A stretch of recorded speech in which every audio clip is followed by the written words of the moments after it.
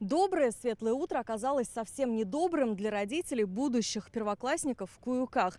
Буквально накануне они ознакомились со списками тех, кого приняли. Здесь 300 человек, и порядка 200 первоклашек могут остаться за воротами единственной школы. В школу не попали дети.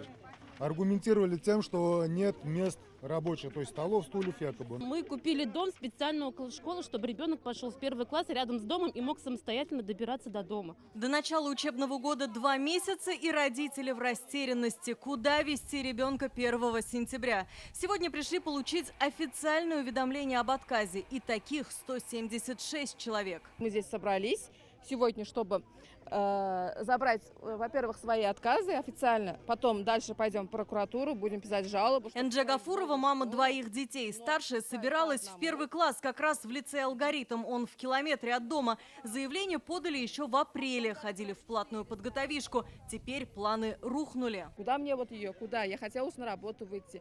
У меня свои планы были отдать частный садик, потому что в садик мы тоже не попали, маленько тоже не попал. В Казань даже возить элементарно, это нам в 4-5 надо вставать.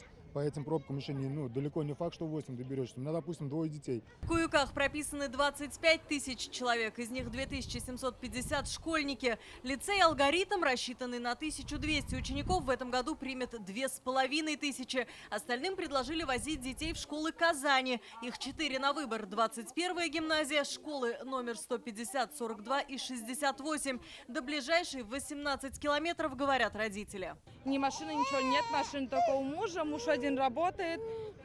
Не понимаю вообще, остановка далеко. Мне придется, я не знаю, либо ее не отдавать, потому что с садика мы уже заявление забрали, мы в садик не идем.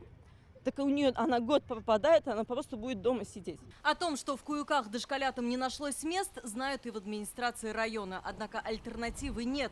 Кто будет возить детей в город, родители или школьный автобус, вопрос тоже открытый. Сейчас по району курсирует 18 таких автобусов, 6 из них осуществляют подвоз в Куюки. С начала открытия школы в школе обучались дети в 2 смены. И на 1 сентября уже планируется 2500 детей. То есть если эти дети обучаются, уже невозможно. У нас уже все коридоры, все, что возможно, перекомплектованы в классы. Предложены варианты города Казани. 4 школы. Близлежащая школа к Куюкам – это Богородская школа, но прямой дороги еще нету. И любой подвоз будет организован через город Казань. Это больше 30 километров. В Пестричинском районе работают 18 школ. В них будут обучаться 8200 учеников. Это на 1000 больше, чем в прошлом году. Больше 30% живут в Куюках. О том, что здесь нужна еще одна школа, знают и в администрации. План уже на бумаге. Место определено. Все упирается в деньги. Руководством района направлено письмо о потребности строительства и дошкольных учреждений, и непосредственно самой школы. Если будет подтверждение, только, скорее всего, 4-й квартал, скорее всего, 23-го года, план на 24-й год. Уплотнять классы в школе в Куюках не будут, сказали в администрации района. Это вопрос безопасности и соблюдения санитарных норм. Выход один – подбирать школу в Казани. Алия Хайрудинова, Данил Филатов, ТНВ, Пестричинский район.